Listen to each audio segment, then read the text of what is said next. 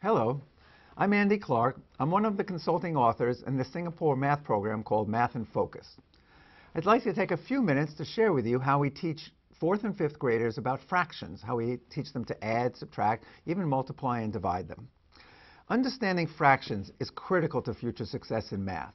Some educators even think that it's the most important concept for doing well in algebra. Too often, though, fractions are considered very hard and challenging by our students, or else they just memorize rules like ours is not to reason why, ours is but to invert and multiply. But we want students who understand what they're doing, and if students can visualize fractions and visualize what they're doing, they actually can add, subtract, multiply, and divide fractions with meaning. When we first introduce fractions to students in 2nd and 3rd grade, we show them fractions in a variety of contexts. We show them in circles and bar models with rectangles. We show them even on the number line to help explain the meaning of a fraction. In fact, this is the most important model we'd like students to have. And so students get to see what the meaning of a fraction is, so that by the time students enter 4th grade, they come in understanding that a fraction is equal parts of a whole, okay?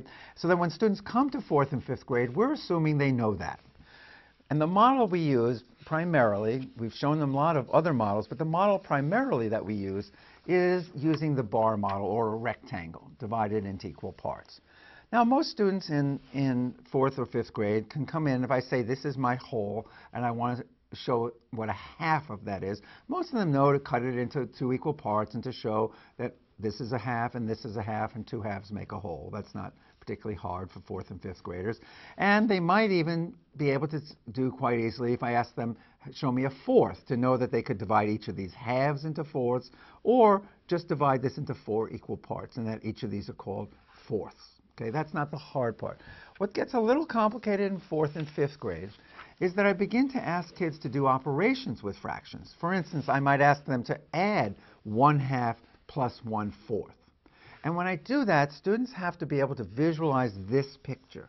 Because if they can visualize this picture, they can look at this and say, oh, this 1/2 is made up of 2/4. So I can add these 2/4 and this 1/4 to make 3/4. And they are learning the most important thing about adding and subtracting fractions, which is that you have to add and subtract only like things. You can't add apples and oranges unless you call them fruit. You can't subtract 2 cats from 3 dogs. You can subtract 2 cats from 5 animals. So in the same way, when you add or subtract fractions, you have to be adding or subtracting like things. So we have to turn them into something that is like, and we call that finding an equivalent fraction. So we found that 2/4 is equivalent to 1/2. So we could add 2/4 and 1/4 to make 3/4. That was a pretty easy one to visualize. Let's take a more challenging one, though. Again, we want to make sure students understand they have to add like things. We want them to try something a little harder.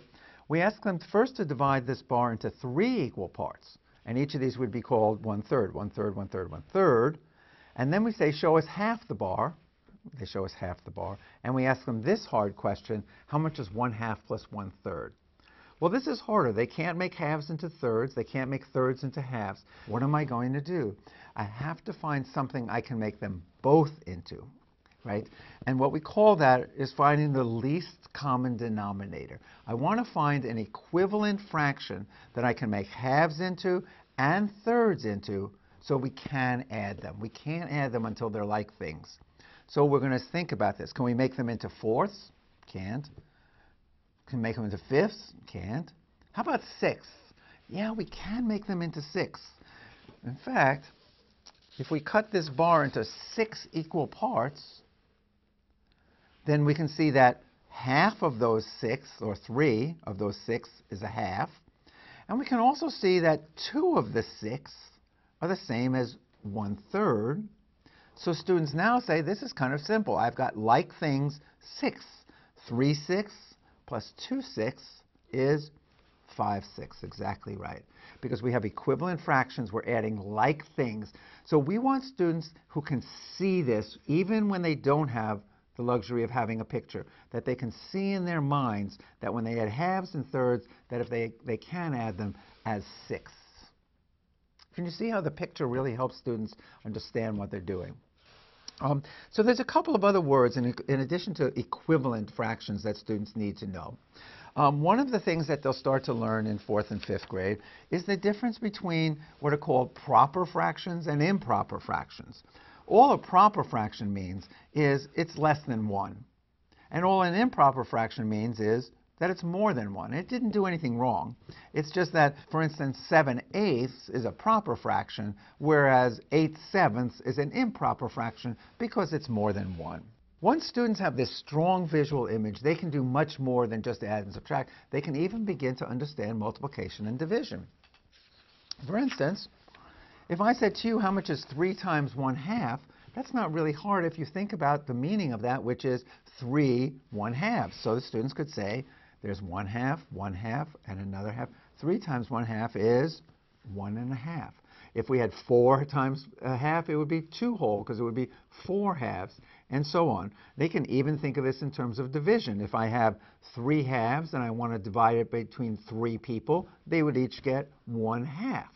Okay? It gets harder if we have to say, what if we have 4 halves divided by 3 people? But you can see again, if students visualize what they're doing, they can understand this and not just mechanically move numbers around.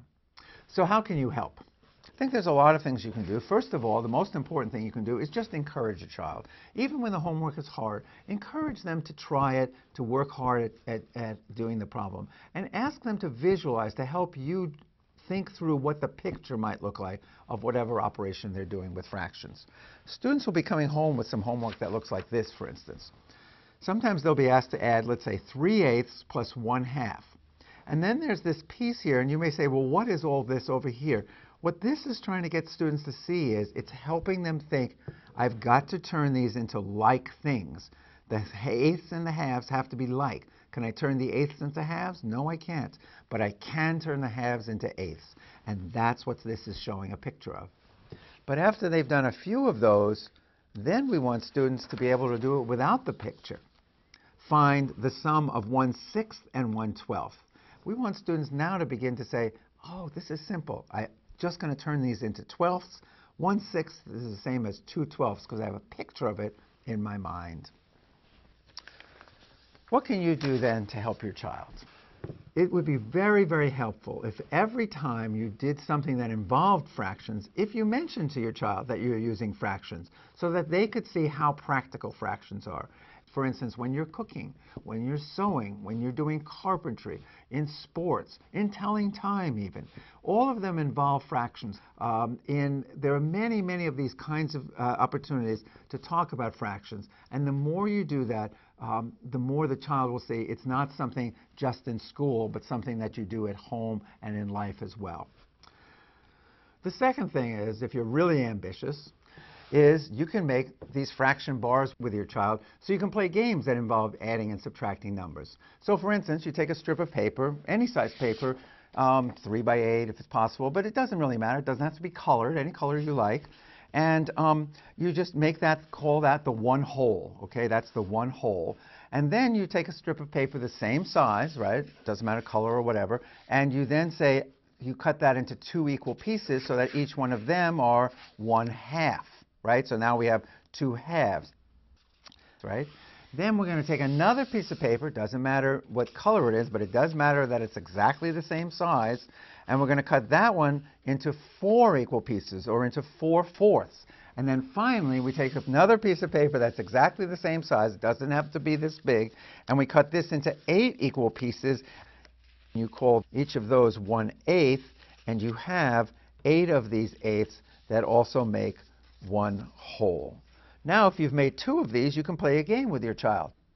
For instance, you could make a number cube, take a wooden cube, and write on one side 1/8, 3/8, 5/8, 1/4, and 1/2, or just slips of paper. You don't need a cube. You can just use slips of paper. And then you play the game. You roll the number cube, or you pick the slip of paper, and let's say it said you rolled 1/4. Then you would take 1/4 and cover your strip with 1/4. Then it would be your child's turn. Then on your next turn, say you rolled 1/2. Then you would take the 1/2, put it on here, and you would use this opportunity to ask your child how much of the strip is covered. 1/4 plus 1/2, what does that equal? 3/4. So you're practicing addition as you're playing the game. When your child gets really good at this, then you can play subtraction. You can cover the whole strip with 1/2, 1/4, and 2/8. Now you roll the cube or pick the number strip and you do whatever it says, except now you take that off. The person who wins is the person who uncovers their strip exactly first, before the other person. So say you rolled a 3/8. What are you going to do? You don't have 3/8. So you'll have to trade in the 1/4 for 2/8 and then take away 3/8.